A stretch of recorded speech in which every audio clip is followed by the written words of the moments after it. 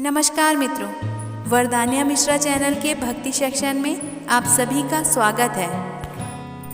आज से माता के नवरात्रि प्रारंभ हो रहे हैं। इन 9 दिनों में मैंने आपके लिए माता की कथा, आरती और पूजन विधि का संग्रह किया है। अतः आज मैं प्रस्तुत कर रही हूँ माता के प्रथम स्वरूप माँ शैलपुत्री की कथा एवं आरती। पहले दिन माँ शैलपुत्री की पूजा का दिन है। आज हम जानेंगे माँ शैलपुत्री की पूजा कथा। पर्वतराज हिमालय के घर पुत्री के रूप में उत्पन्न होने के कारण इनका नाम शैलपुत्री पड़ा। नवरात्रि पूजन में प्रथम दिवस इन्हीं की पूजा और उपासना की जाती है। शैलपुत्री दुर्गा देवी के 9 रूपों में पहले स्वरूपी मानी जाती हैं। ये ही नव दुर्गाओं में प्रथम दुर्गा हैं। पर्वतराज हिमालय के घर पुत्री के रूप में उत्पन्न होने के कारण इनका नाम शैलपुत्री पड़ा। नवरात्रि प्रथम पूजन में प्रथम दिवस इन्हीं की पूजा और उपासना की जाती है। माँ शैलपुत्री के दाहिने हाथ में त्रिशूल और बाएं हाथ में कमल पुष्प सुशोभित है। अपने पूर्व जन्म में ये प्रजापति दक्ष की कन्या के रूप में उत्पन्न हुई थी। तब इनका नाम सती था। इनका विवाह भगवान शंकर के साथ हुआ था। माँ शैलपुत्री के जन्म की कहानी। एक बार प्रजापति दक्ष ने एक बहुत बड़ा यज्ञ किया। इसमें उन्होंने सारे देवताओं को अपना अपना यज्ञ भाग प्राप्त करने के लिए निमंत्रित किया, किंतु शंकर जी को उन्होंने इस यज्ञ में निमंत्रित नहीं किया। सती ने जब सुना कि उसके पिता एक अत्यंत विशाल यज्ञ का अनुष्ठान कर रहे हैं, तब वहां जाने के लिए उनका मन विकल हो उठा। अपनी यह इच्छा उन्होंने शंकर जी को बताई। सारी बातों पर विचार करने के बाद उन्होंने कहा, प्रजापति दक्ष किसी कारणवश हमसे रुष्ट हैं। अपने यज्ञ में उन्होंने सारे देवताओं को निमंत्रित किया, उनके यज्ञ भाग भी उन्हें समर्पित किए, किंतु हमें जानबूझकर नहीं बुलाया, कोई सूचना तक नहीं भेजी। ऐसी स्थिति में तुम्हारा वहां जाना किसी प्रकार भी श्रेयस्कर नहीं होगा। शंकर जी के इस उपदेश से सती का प्रबोध नहीं हुआ। पिता का यज्ञ देखने वहां जाकर माता और बहनों से मिलने की उनकी व्यग्रता किसी प्रकार भी कम न हो सकी। उनका प्रबल आग्रह देखकर भगवान शंकर जी ने उन्हें वहां जाने की अनुमति दे दी। सती ने पिता के घर पहुंचकर देखा कि कोई भी उनसे आदर और प्रेम के साथ बातचीत नहीं कर रहा। सारे लोग मुंह फेरे हुए हैं। केवल उनकी माता ने स्नेह से उन्हें गले लगाया। बहनों की बातों में व्यंग और उपहास के भाव भरे हुए थे। परिजनों के इस व्यवहार से उनके मन को बहुत क्लेश पहुंचा। उन्होंने यह भी देखा कि वहाँ चतुर्दिक भगवान शंकर जी के प्रति तिरस्कार का भाव भरा हुआ है। दक्ष ने उनके प्रति कुछ अपमानजनक वचन भी कहे। यह सब देखकर सती का हृदय शोक, ग्लानि और क्रोध से संतप्त हो उठा। उन्होंने सोचा, भगवान शंकर जी की बात ना मानकर यहाँ आकर मैंने बहुत बड़ी गलती की है।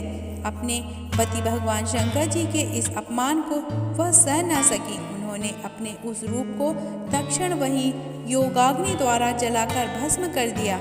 वज्रपात के समान इस दारुण दुख घटना को सुनकर शंकर जी ने क्रुद्ध होकर अपने गणों को भेजकर दक्ष के उस यज्ञ का पूर्णतः विध्वंस करा दिया। सती ने योगाग्नि द्वारा अपने शरीर को भस्म कर अगले जन्म में शैलराज हिमालय की पुत्री के रूप में जन्म लिया। इस बार वे शैलपुत्री के नाम से विख्यात हुई। पार्वती, हेमवती भी उन्हीं के नाम है। उपनिषद की एक कथा के अनुसार इन्हीं ने हेमवती स्वरूप से देवताओं का गर्व भंजन किया था। माँ शैलपुत्री की आरती। पुत्री माँ बैल सवार, करे देवता जय जयकार। शिव शंकर की प्रिय भवानी, तेरी महिमा किसने न जाने। शैलपुत्री माँ बैल सवार, करे देवता जय जयकार। शिव शंकर की प्रिय भवानी, तेरी महिमा किसने न जाने।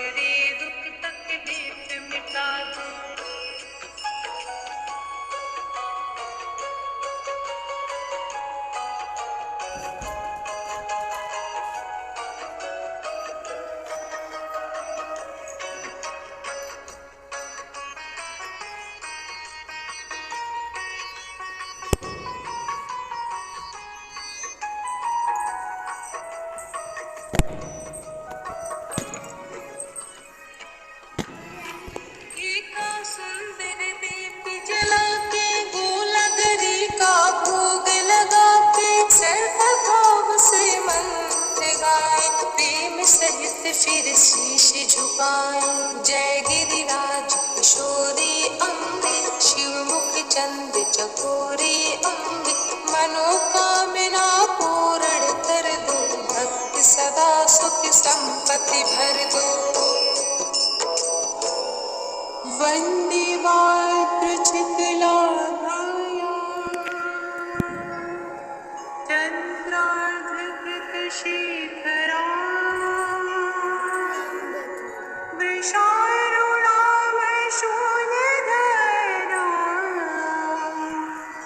जलपुत्रे यशस्वी।